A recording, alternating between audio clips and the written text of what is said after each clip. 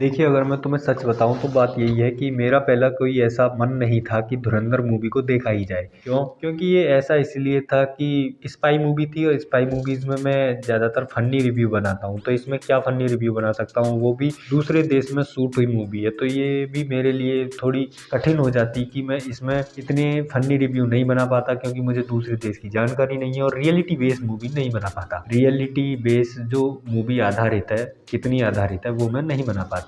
लेकिन फिर भी जैसे जैसे मैं देखता गया कि वाकई में ही धुरंधर बहुत तगड़ी मूवी है, तो मेरे मन में आया क्यों ना मैं इसका एक रिव्यू निकाल दूं। वैसे तो मैं फनी रिव्यू निकालता हूं, लेकिन इसमें फनी रिव्यू तो मैं ज़्यादा नहीं निकाल सकता क्योंकि एक दो गलती मुश्किल से होंगी। बाकी रिव्यू जरूर निकाल सकता हूँ, तो इसको रिव्यू ही माने। और इस पर क्या रिएक्शन है बताओ। जब अजय सानियाल एरोप्लेन में लोगों से बात कर रहे हैं अकेले में, जब गए हैं लोगों से बात करना है, तब उन्हें भारत माता की जय बोली। और ये सोचने वाली बात है कि किसी ने भी भारत माता की तो बोली ही अजय सानियाल ने, पर जय किसी भी हिंदुस्तानी नहीं बोली। आखिर इतना डर किस लिए हो? ये ज्यादा डर लालच की वजह से हो। ये बहुत बड़ी विडंबना की बात है। और ये सोचनी भी चाहिए कि जब जीवन और मृत्यु दोनों ही अनिश्चित हो, जिनकी पता ना हो, या तो जीवन मिल सके या तो मृत्यु मिल सके हर अगले ही पल में, क्योंकि जब पता ही ना है अगले पल में क्या होने वाला हो, हम तनक भी अंदाजा ना लगा सकते हैं। तो खुल के जीना चाहिए, सीधी सी बात है। अजय सानियाल इनका एक ही मकसद है कि कैसे भी करके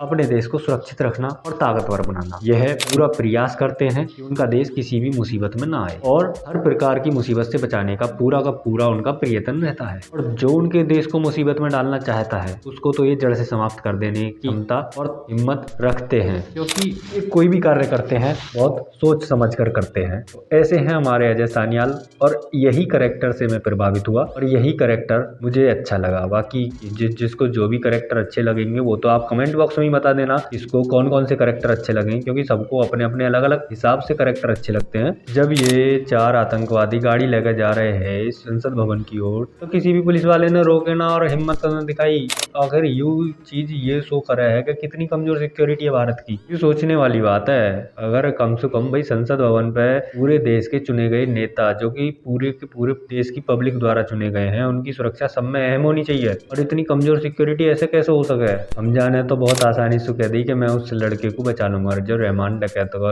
लड़का है, जब वो पार्टी में जा रहे हैं तो वहाँ ये कही ही कि अगर तुम आगे बड़े लड़का बचा लोगे तो अपनी रहमान डकैत की नजर में आ जाओगे, और जब नजर में आ जाओगे तो उनके खास बन जाओगे, और क्योंकि गैंग में जुड़ना बहुत जरूरी है। तो हम जाने बहुत ही आसानी से कह दी, पर ये वाकई में ही बहुत बहादुरी का काम है। जिसने भी आखिर करो होगा रियली में तो हो भी सके, कुछ कह ना सके स्पाई मूवीज में, तो एजेंट हमारे रोके कुछ भी कर सके, पर फिर भी बहुत बहादुरी का काम है वाकई में। ये तो सोचना ही बहुत कठिन है, करना कितना हार्ड है, वो बहुत हार्ड। तो बताओ, आ गई हंसी की बात। इतनी देर हो गई गोली चलते चलते, पर हमजा की बंदूक की गोली खत्म ना हुई। ये तो बाबू डकैत के यहाँ गैंग में, हाँ फिर रहमान डकैत के यहाँ इनकी गैंग में, हमजा से कैसे बात कर रहा है? तो रो एजेंट ही, पर फिर भी कैसे कर सके?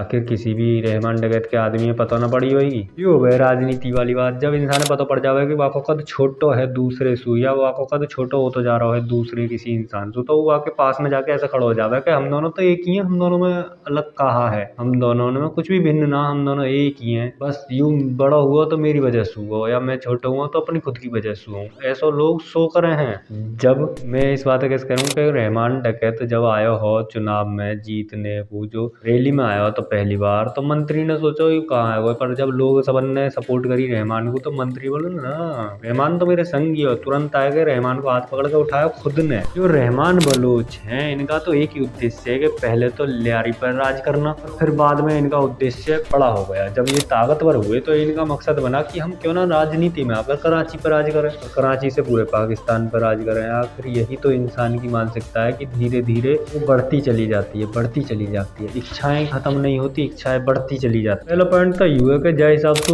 हमजा लाइन मारे जा रहा हो मंत्री की बेटी पे, ये सोचने वाली बात है कि क्या मंत्री की बेटी पे और जने लाइन न मार रहे होंगे, कि खाली हमजा ही मार रहे होगा? जब हमजा मार रहे होगा तो हमजा पे किसी की नजर ना गई होगी, इतने मतलब इतने खुल कर लाइन मार सके हमजा? ये भी पॉइंट की बात है। इतनी आसानी से थोड़ी ना हो जाओ मैं ये काम। रणवीर सिंह या कहें हमजा वैसे तो इनका उद्देश्य है कि इन्हें सत्ता हासिल करनी है, क्योंकि ये रोके एजेंट है, और इन्हें बताया गया कि इन्हें कैसे भी करके अपना दबदबा गायब करना है, वहाँ की सत्ता पे अपना जोर दबाना है। लेकिन फिर भी जो इन्होंने कार्य किया है ना, वो वाकई में ही बहुत कठिन कार्य है, और इन्होंने कर दिखाया। ये भी बहुत बड़ी बात है। उन्होंने कितने कमाल तरीके से अपनी सत्ता जमाई, ये सीखने वाली बात है, सभी को सीखनी चाहिए। पाकिस्तान में पुलिस की गाड़ी ऐसी रहम है, कितनी देर में भाई साहब बाइक बनाए जा रहे हैं, ना तो पुलिस वाले की गाड़ी पीछे छूट रही और ना ही बाइक ज्यादा आगे जा रही। मतलब ये क्या सीन हो सका है, ना तो बाइक ही इतनी आगे जा पा रही तो इन्हें बिल्कुल ही छू मंतर कर दे, और ना ही गाड़ी इतनी पीछे छूट रही जो बाइक है आगे कूद जाती हुई एकदम धूमिल कर दे, और गाड़ी इतनी टॉप रहे में पाकिस्तान है। ओ नो, मेरे यहाँ समझ में ना आ रही है मंत्री के घर में हमजा ऐसा कैसे घुस सके कि मंत्री के घर में पता नहीं सिक्योरिटी फोर्स ना लग रही हुई।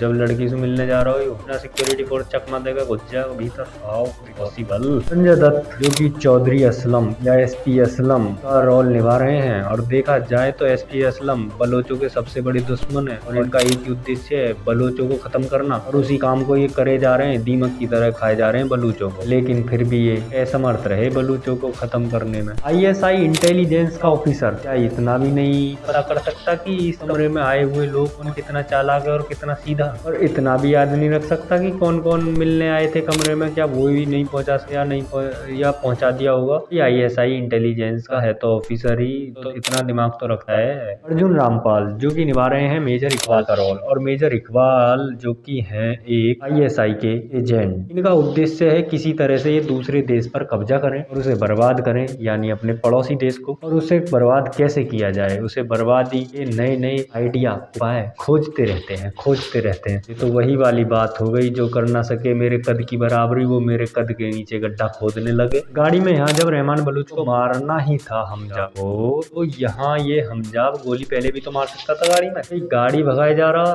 देखो रहमान बलोच तो देना था एसपी असलम को, तो बाकी के जो दो बैठे थे रहमान बलोच के साथ उनको तो हमजा गोली मार सकता था जब सोते हुए रहते आराम से, बाकी रहमान को तो दबोच के दे दिया था। लेकिन भाई साहब को गाड़ी जो चलानी थी वो भी 4 बंदों के साथ। अब देखा जाए तो मूवी तो अच्छी है, इसमें देखने वाली बात यह भी है कि बलोच लोगों के साथ वाकई में बहुत ज्यादा नाइंसाफी हो रही है, और दूसरा यह भी है कि राजनीति में आकर लोग अपने ही लोगों को कैसे भूल जाते हैं। ये हमने देखा रहमान बलोच कैसे अपने बलोच लोगों को ही भूल गया, क्योंकि लोग फिर भी अपने लिए अपने ही से धोखाधड़ी करना चालू कर देते हैं, जैसे रहमान बलोच ने अपने लोगों के साथ धोखा किया। ये भी बहुत अजीब बात है। इस मूवी में मुझे सबसे ज्यादा जो बढ़िया लगा वो ये है कि सब चीज चैप्टर 22 बताई गई। देखने हुए जो दूसरी मूवी आएगी वो कितनी शानदार होने वाली है, जैसे हिसाब से पहली मूवी है बहुत शानदार है, तो दूसरी और भी शानदार होने वाली है, क्योंकि आधी से ज्यादा कहानी तो अभी रह गई। मैंने तुम्हें पहले ही बताई कि मेरा कोई मन ना हो मूवी देखने को, पर वीडियो देखते जा रहा हो तो नहीं मन करता जा रहा हो, और आखिर में देखी और तुम्हारे सामने रिव्यू। और यहाँ हमें सीखने वाली बात यूँ भी है कि अपने देश से बचाने को हम किस तरह से तैयार करके किसी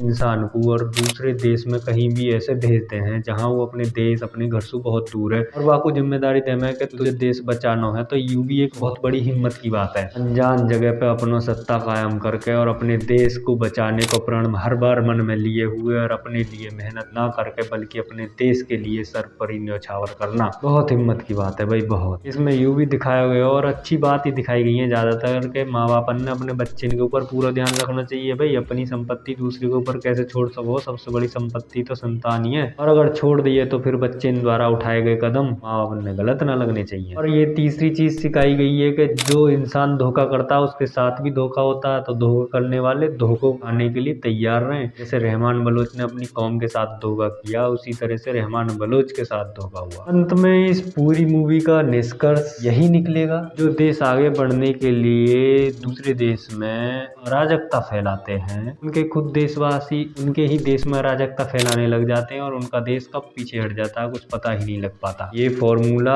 आम इंसानों पर भी लागू होता है, जो लोग दूसरों की तरक्की को घटाने के लिए सारी मेहनत लगाते हैं उसके काम बिगाड़ने में, उन लोगों के खुद कब काम बिगड़ने लग जाते हैं उनको खुद पता नहीं लगता। क्योंकि भैया सीधी सी बात है, जो दूसरे की तरक्की में ध्यान देंगे वो अपनी तरक्की में ध्यान कब दे पाएंगे, है क्या ना। और आखिर पॉइंट यू है कि जो लालच करते हैं उनके मूल्य वास्तविक मूल्य दब जाते हैं, और जो लालच नहीं करते उन्हें चाहे घाटा हो जाए लेकिन जब भी कीमत मिलती है उनके वास्तविक मूल्य की मिलती है। बाकी एंड में तो मैं यही पूछना चाहूंगा कि किस किसे कौन कौन से कैरेक्टर अच्छे लगे, जौन से भी कैरेक्टर जिसके हिसाब से फिट बैठे वो अपने आप कमेंट बॉक्स में बता दें, और जो कमी रही कमेंट बॉक्स में बता दें, क्योंकि कमेंट बॉक्स तुम्हारा है, मैंने तो अपना रिव्यू बता दियो।